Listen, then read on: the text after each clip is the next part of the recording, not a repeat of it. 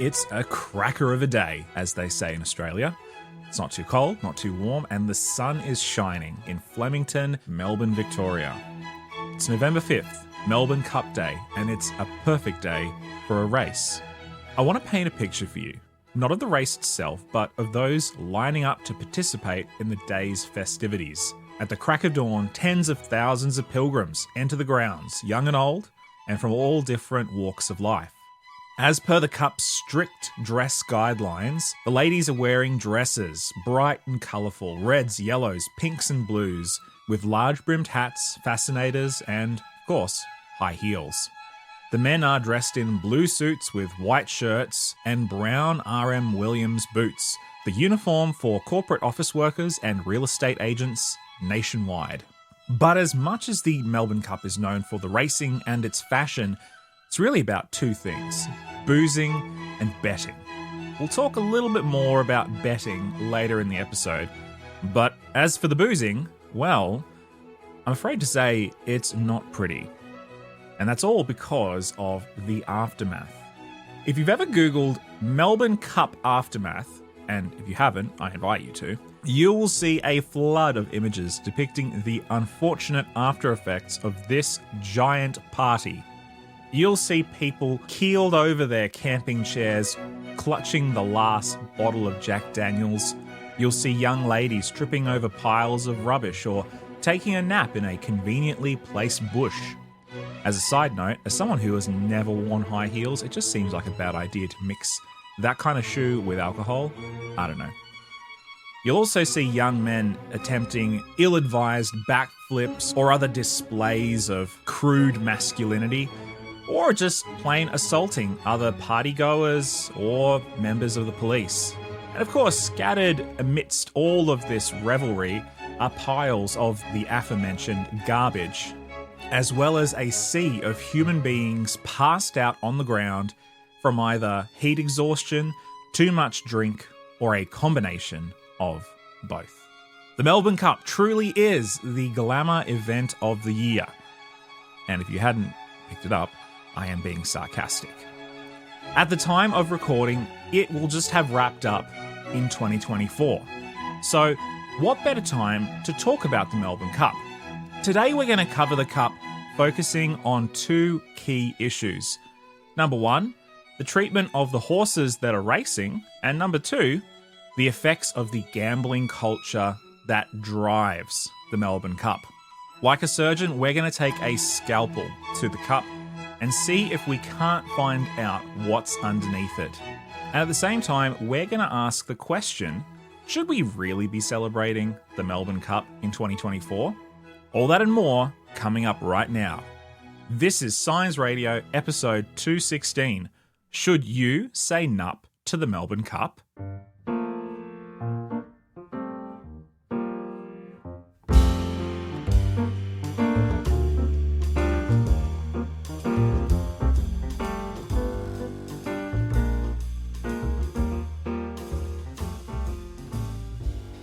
Look, CPR was formed back in 2008, and that was after a 2-year investigation of the racing industry. And at the time, there wasn't much known in the general public as to really what goes on behind the scenes. I mean, I guess when you think about it. That's the voice of Elio Chelotto. He's the campaign director for the Coalition of the Protection of Racehorses, or CPR for short. CPR as an organisation is committed to promoting a more responsible attitude toward the treatment of racehorses before, during and after their racing lives, as well as to facilitate the rehoming and the rescue of horses that are in abusive situations. I wanted to sit down with CPR because out of all the advocacy organisations in Australia, they're the most vocal when it comes to talking about the reality of the racing industry. Behind the scenes, I mean, I guess when you think about it, you suspect that there's probably a lot of bad things happening. And as someone who was involved in animal rights, found myself one night in a pen full of horses that were to be killed at an acreage outside of Melbourne. And it shocked me because not only were these horses extremely friendly, but they were also extremely well kept for the major part. And there were some horses that were in very bad shape.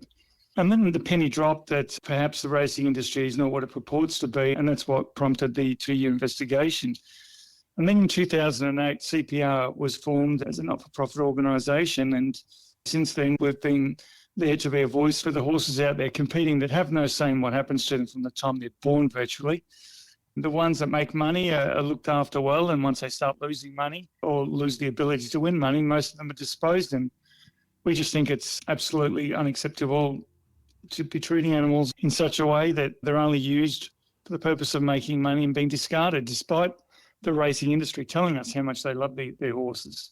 So the extent to which these horses were being mistreated and discarded, how much of a gap was there between what the racing industry was saying and the reality that you were discovering?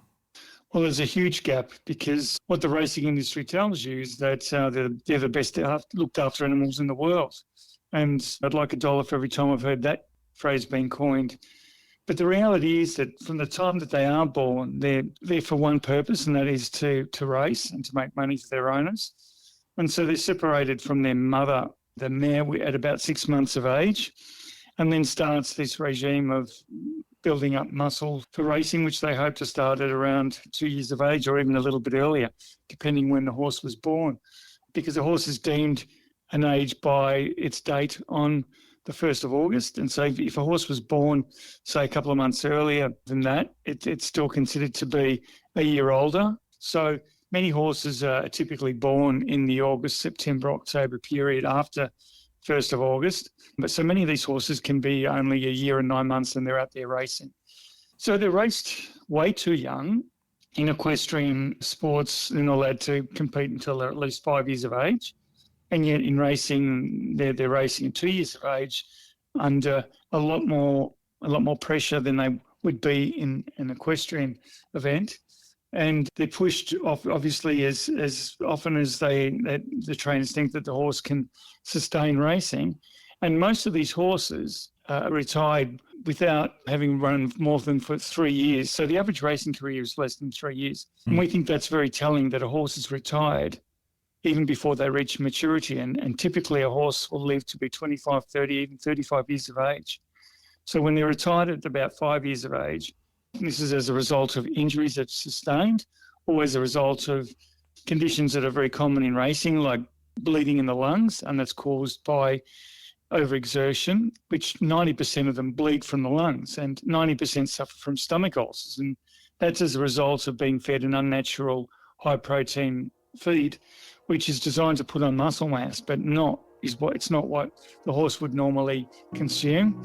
And so there's nothing right about the racing industry. Very few horses find permanent homes, and most of them will be condemned to slaughter and end up at a knackery or slaughterhouse, killed for pet food or even human consumption.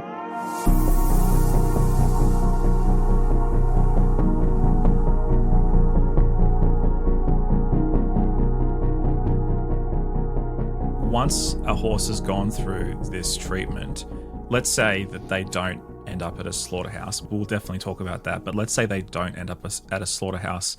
What kind of quality of life are we talking about for a horse that manages, luckily, to have a quote-unquote natural life after being part of the racing industry? Well, this depends on how the horse finishes up his racing career. If he's or she has sustained mild injuries, then it's possible that they just need rest, and they could take 6 to 12 months. Most racehorses are also psychologically damaged as a result of the trauma. They have to endure being whipped, being tongue-tied. I'm not sure that's a term that many people understand, but they actually tie the tongue to the bottom jaw so that the horse can't lift its tongue above the bit, and therefore avoid the pain that's caused by the bit. So there's many aspects to racing that are extremely cruel. But let's suppose they do survive a racing career of 2 to 3 years and aren't completely injured. Some horses do find permanent homes, and that's many thanks to the many horse sanctuaries around Australia doing a great job in rehoming what is really just a very small number, but at least it's better than nothing. And this is why the racing industry calls itself the sport of kings. It turns over around $30 billion a year just in Australia in betting turnover, and yet it can't provide these horses with a rehabilitation and retirement plan. And that's why many people are turning off racing, because they realise now that horse racing for the horse is nothing but animal cruelty.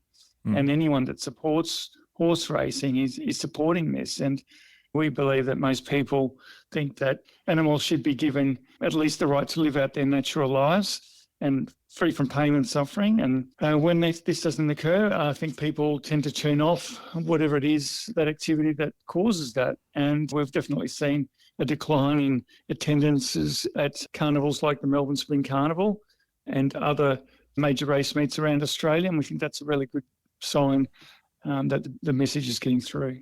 I'm not incredibly familiar with the broad strokes of the racing industry, so I'm sure it's more than just the Melbourne Cup. But I would also imagine that the Melbourne Cup is a fairly significant driver of the industry. So what role does the Melbourne Cup play in all of this?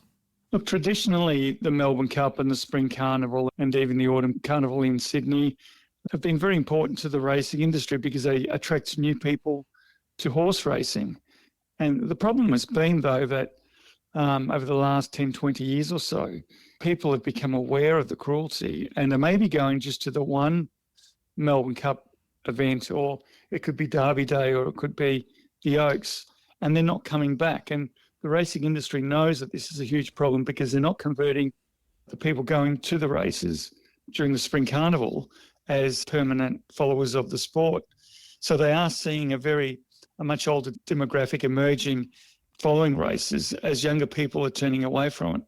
And that's largely because it's based on animal cruelty and gambling.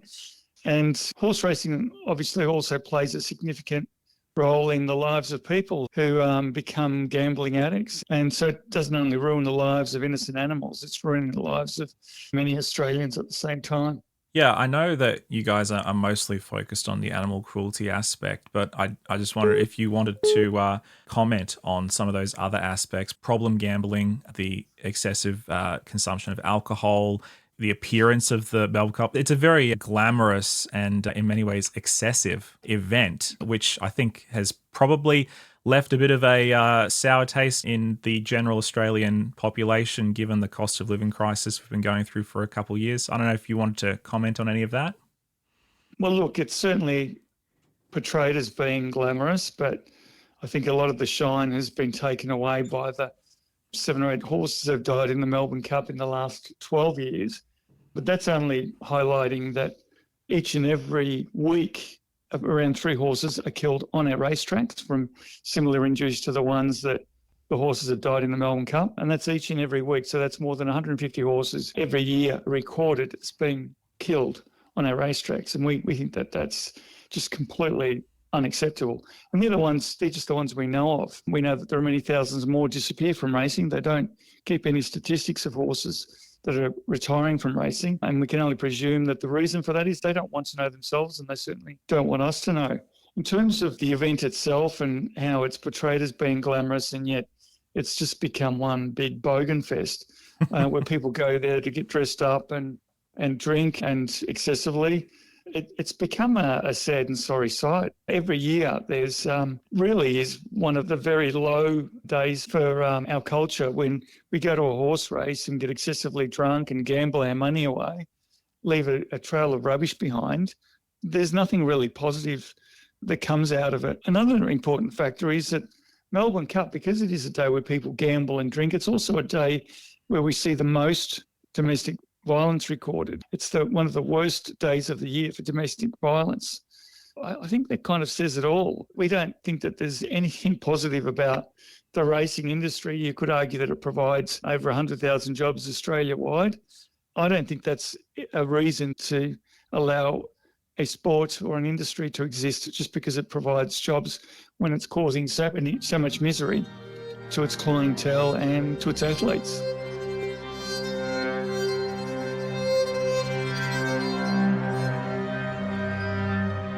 We're going to return to Elio a little later in the episode, but for now, we're going to travel all the way from Victoria up to the city of Logan in Queensland. Specifically, we're going to talk to Sam Luteru. Sam runs an ADRA-based community centre in Logan City. Remember, ADRA stands for the Adventist Development and Relief Agency. ADRA Logan works in the areas of homelessness, addiction, and other issues. But I'm going to let Sam introduce Logan City. I'm based in Logan Central, which used to be called Woodridge. If I just walk down the road, that's Woodridge. They kind of rebranded Logan Central to move away from the connotations that the name Woodridge was attached to, but it's still Woodridge. So, it's just, they just try to give it a bit of an upscale name, I suppose. And it is the lowest socioeconomic area. We have a CEPA index, socioeconomic index for Australia of 2 percentile. So 98% of other communities are better off than this community in Australia, which means we're dealing with people who are in poverty, homelessness, families that are struggling to make ends meet.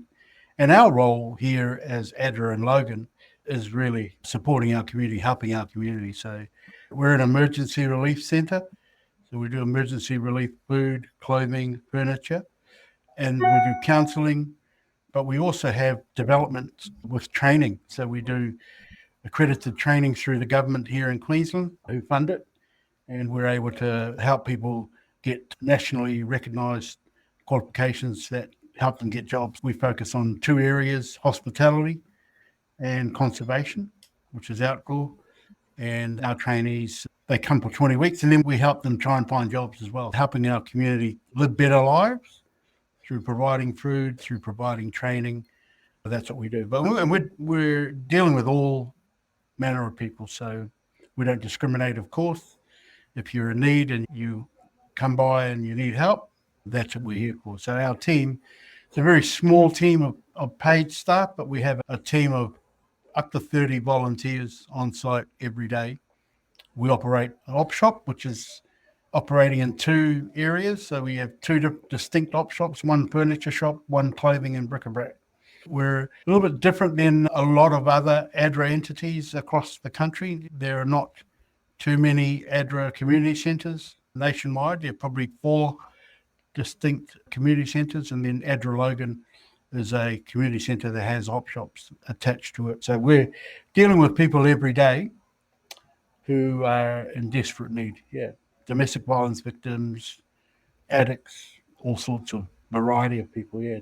Sam, could you flesh that out a little bit more for us? If the average listener isn't familiar with Logan, what would you, if somebody was to describe to you, what is Logan? What would you tell them? What's the cross section of the community that you call Logan? How would you describe that?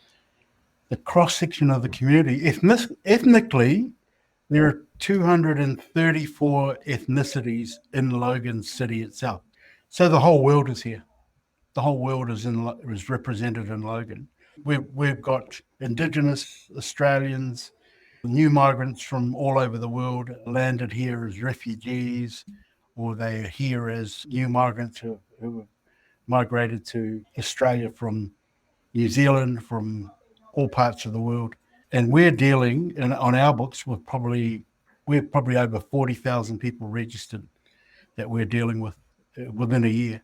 As we lead into November, the month of November, the nation stops for the Melbourne Cup. Everyone gets excited, has office parties. It becomes it's almost like a cultural thing that Australia does every year. In our November issue, we've written about the Melbourne Cup and some of the issues that come out of the Cup that we don't always profile, that we're not always aware of. And one of those is gambling, problem gambling. Can you just give us a perception? Are you seeing the impact of gambling in your centre? I'd say we are. And, when you mention the word gambling, faces come to mind. They're real people. They're not strangers. I think of individuals as well that are impacted by gambling on a regular basis. So, yeah, we don't just stop with the Melbourne Cup ourselves. It's not something that we support, but we have a diverse group of volunteers, many of whom are non-Christians who will have a flutter themselves and express their interest in the Melbourne Cup and other types of gambling as well. We have a regular volunteer. He'll give you tips on horses every week. And, yeah, that's been a big part of his life. The Melbourne Cup comes around once a year, but we know that gambling doesn't stop after the Melbourne Cup's over. It keeps going and it expresses itself in many different forms and in many different sports. So, in your context, what are the most common ways that people gamble? Is it pokies? Is it the clubs? Is it scratchies or local newsagent? Is it sports betting apps? My experience is that the whole gamut, if people are gambling, they are gambling across the spectrum, although probably pokies is a huge impact in our community. I probably talked to Jared about these stats a while ago, a few years ago actually, and back then it was like $14 million a month from this community going into the pokies. The latest stats are from June 2023, and $18 million in the month of June 2023 went into pokies alone in this city, in Logan City, Wow. which includes the suburb, and that's huge. There is money here, and we are getting people who are in need of food and clothing and furniture, but it's where the money's going that is probably the biggest challenge. And I just looked up, Sam, just quickly now. According to Wikipedia, according to 2021, there are 345,000 people living in the Logan City area. So if we're talking 18 million in 1 month from 345,000 people, that's an insane ratio. Yeah. That's insane. And that's just the pokey stats. That's not Yep. sports gambling, scratchies, every other form of gambling that's available to people. And it's becoming more and more easy. People have a device, they're able to gamble. And that's a sad part, that the money's not going where it should be going. And part of that is, I know individuals, they are looking for that big windfall. I have a particular person in mind. They often live homeless on the street, and periodically they have wads of money, and basically it's going into pokies, and then they might get a big win and flash it around the neighborhood. And she's told me she'll go to the pokies and she'll win big, and then she'll sit on the floor outside, sit on the road outside, asking people for money when there's no money left, and trying to get food to eat and sleeping rough. Yeah, it's sad. It's sad. It's a cycle, and there's always that hunger to, well, I might hit it big, but it's just a disease, a gambling disease. Yeah, sad.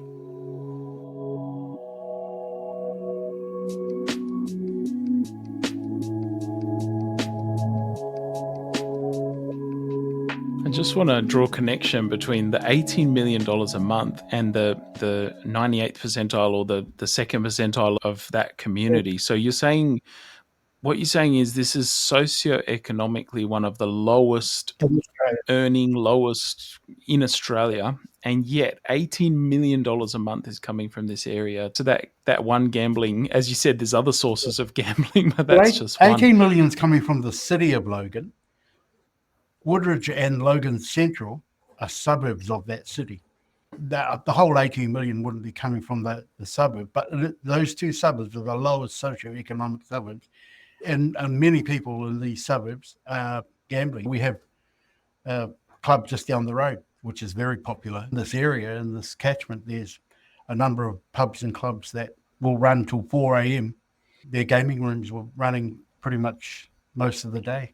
What do you think is some of the social fallout from that? People using that money to gamble. You said this lady is spending it up and then essentially begging outside the doors. What's some of the social fallout of people having money but putting it into something like gambling in the hope of winning big rather than, I don't know, are they not feeding their families? Are they not stable with homes? Part of it too that impacts our community here is the abuse of drugs and alcohol. And often it leads to violence and domestic violence, and there's flow-on effects as well. So everything's interconnected. I was here Saturday morning.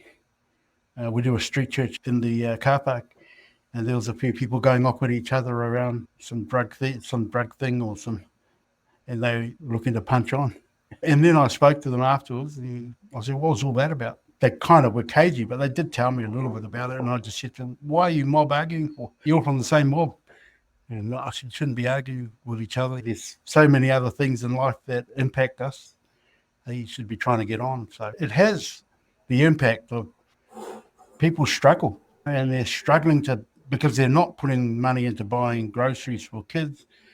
We have a school breakfast program on a Tuesday morning. We do breakfast for kids going to school as well, for free. And kids aren't getting breakfast in the morning. Parents or families aren't buying groceries. They can't afford it if they're wasting all their money on gambling. Yeah, and it's like I said, it's become easier and easier. Society's made it so much more easier to gamble. You don't even have to go to a venue to gamble. You can just tap on your phone and get charged, and then charged on your phone, charged to your card. It's just so convenient nowadays. Yeah. In terms of the life cycle of the gambler, what have you seen in terms of people who have been addicted and then gotten clean? Do they relapse like an alcoholic? Is there support for problem gambling that either you offer or that you can refer to? What does it look like for somebody who's in that cycle of addiction but wants to get clean? I mean, there's always help for people. They always, even with advertising, when they advertise gambling, they say, "Oh, we'll gamble responsibly," and that's self-control. That comes down to who you are. We do have a free counselling service provided here as well, that people can access, and that's not just for gambling. That's for all manner of counselling, but still specialise with some of those people on helping them through what it is to try and break that cycle. It is a disease. It's something that they can relapse from, just alcohol abuse or drug abuse as well. It just becomes that thing that will drive them and consume them every day. So there is a lot of assistance. I went to a community meeting. We have an interagency meeting here in Logan. All the agencies and services, we meet regularly. And one of the presenters at one of our meetings was from Gambling Australia. And he said the stats that he showed us were amazing. Australia is the number one country in the world, leads the world in gambling. Australians will gamble on anything and everything. And this is what one of my volunteers told me. He said, when I was sharing that with him, he said, that's because we'll gamble on anything. We'll put a bet on anything, whatever it might be. So, yeah, it's a huge issue. If you're going to be number one at something, I don't know if that's what you want to be number one at as a country. But, yeah, so Australia is the number one country for gambling in the world. When you consider the size of Australia and the size of other countries, per capita, we're outstripping everyone. That's crazy. And then when I localize that to our local area, I see the impact of that in every day when you've got people who are struggling to make ends meet for whatever reason. And some of it, not all of it, would be about gambling, but some of it is impacted by people trying to get that win, trying to make that money, and it becomes a disease. You're trying to bet on your sports team, and the sports betting become even bigger, become more easier to do. Yeah. Take us into the psyche or the reasons that you've seen or talked to people about. Why do people fall into this cycle of disease? What do you think their mentality is? What are they hoping to get out of it? Well, I think sometimes it's a feel-good factor. I don't know if you've ever been to a pokie room. They're bright and light and good music, and there's complimentary snacks and things. They just make it easy for you to enjoy that environment. And, a lot of people don't feel good about life. So if you can help people to feel good, it goes a long way. If you're welcoming, and a lot of people that I know they don't even know what the time of day is when they're in the casino or in a gambling room, in a pokie room. They're oblivious to everything else, but they want to feel good. And sometimes getting a win makes them feel good. And sometimes it's that next fix. It's that next, I might have lost some, but the next one's going to be a winner. The next turn is going to be a winner. And for some people that I know, that they don't feel good about life in general. There's not much to feel good about. So anything that makes them feel good is a plus, is a bonus, yeah. And sometimes it's artificial. They don't connect the reality of what they're doing with life. It's like an escape. For many people, it's an escape from life.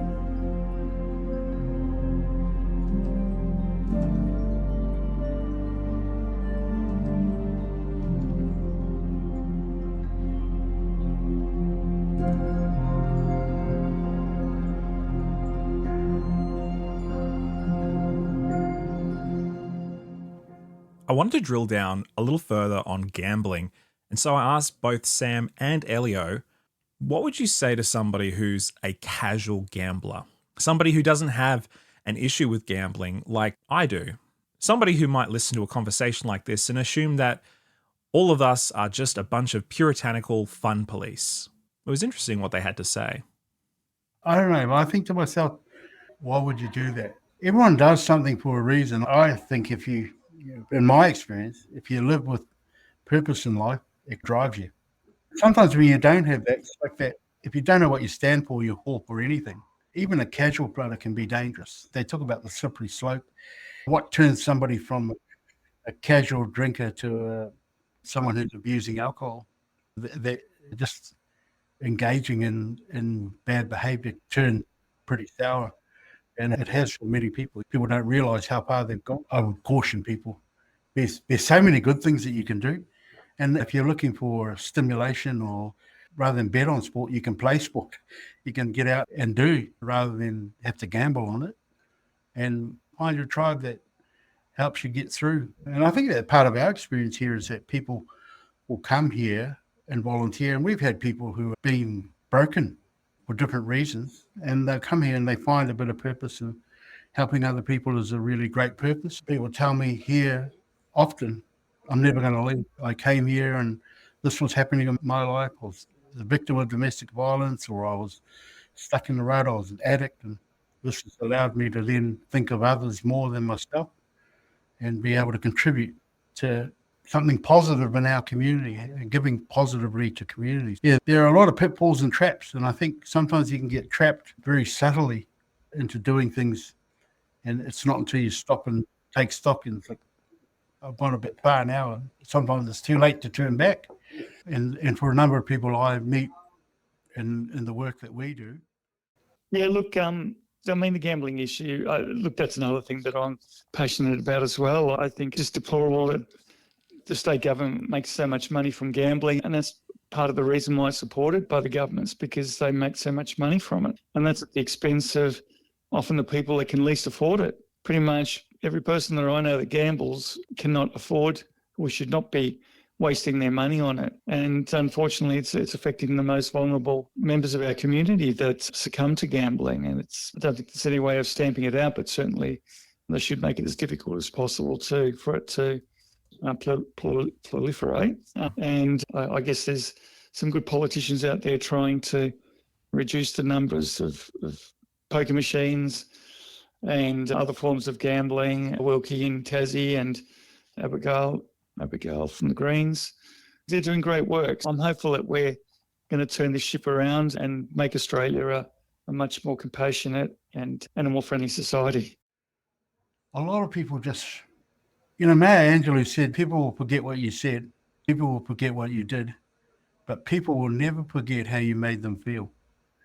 And it's that feeling often that helps people change their outlook. How do I make people feel when they engage with me in our community and here at ADRA? How do we make them feel?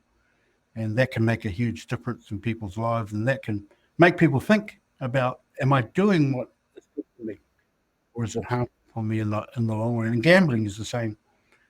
You might think it's okay, you might even be a high earner, but you could be contributing more of your income to gambling, and that's not a good thing in anyone's work. People who are low socioeconomic, they're struggling already, and they're often looking for that quick fix to, okay, I want to make more money. When they add up the cost of that, they put in more money than they realize, and they're not getting a return on it. It's not designed that way. The machines have all these algorithms, and it's scientific. It's not. It's a no-brainer to me. People don't see it the same way, and we're here to help people get from that struggle, to help them walk a better path. And when you know better, you'll do better. And that's one of our sayings here. If we know better, we have to do better. And when people know better, they do better. So hopefully that's something that people are catching on to. But it's a huge problem. Yeah, it's a huge problem.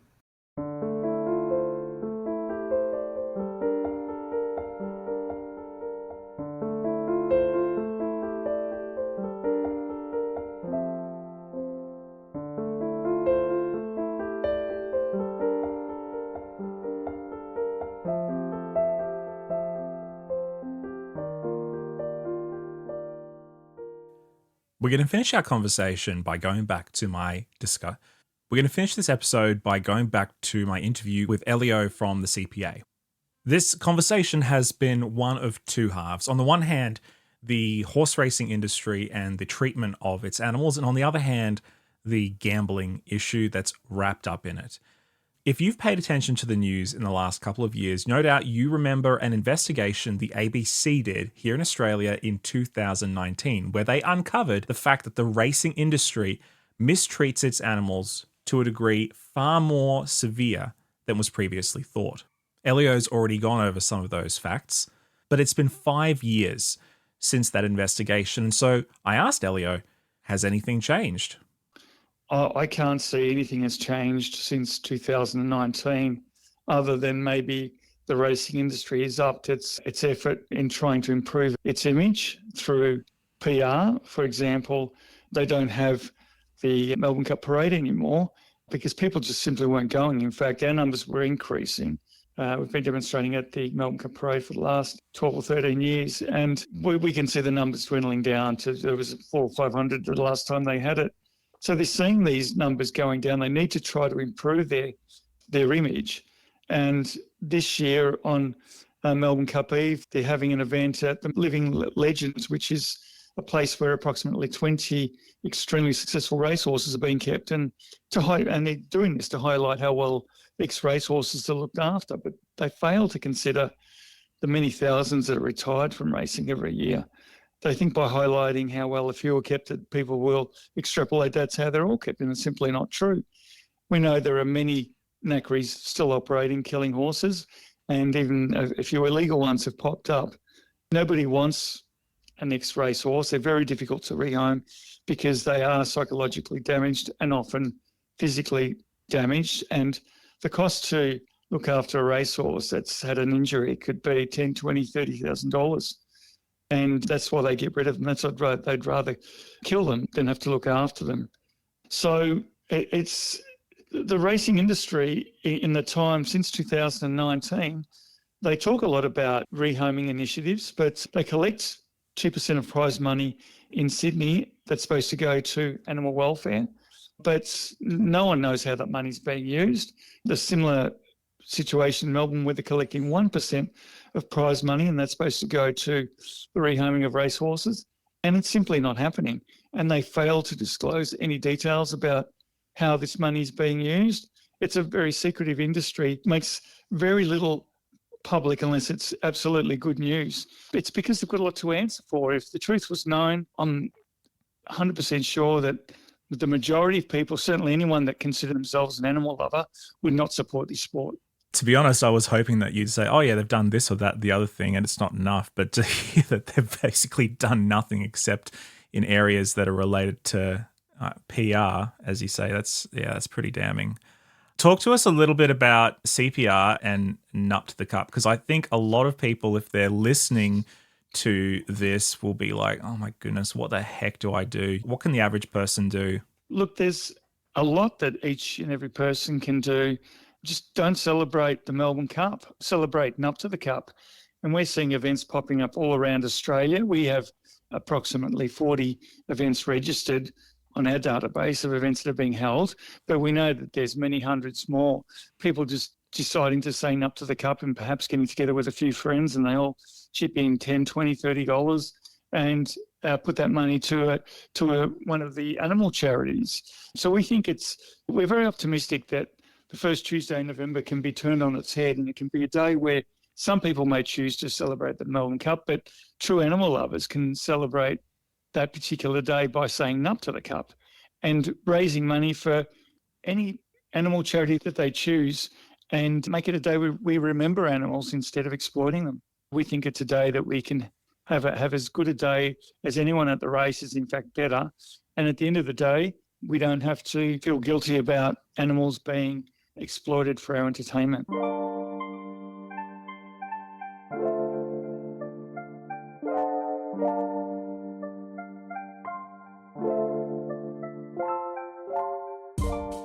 Clearly, this is a topic that we will need to revisit in the future. No matter how you feel about the Melbourne Cup, we all owe it to ourselves and to the animals involved to know the truth. And personally, I'm thankful for organisations like ADRA and the CPA, who are continuing to shed the truth on the realities of both gambling and the horse racing industry. If you enjoyed this episode, you can read the article I wrote on it at sciencemag.com. That's sciencemag.com. If you'd like to get in touch with the CPA, Nup to the Cup, or with ADRA, all those links will be in the show notes. If you haven't already, please subscribe to this podcast and leave a rating or a review on the podcasting app of your choice. Apple Podcasts, Spotify, and Pocket Casts would be great. To get more science, head to sciencemag.com, where you can read all of our articles for free and subscribe to the magazine. Thanks again for listening. My name's Jesse, and I'll see you in the next episode.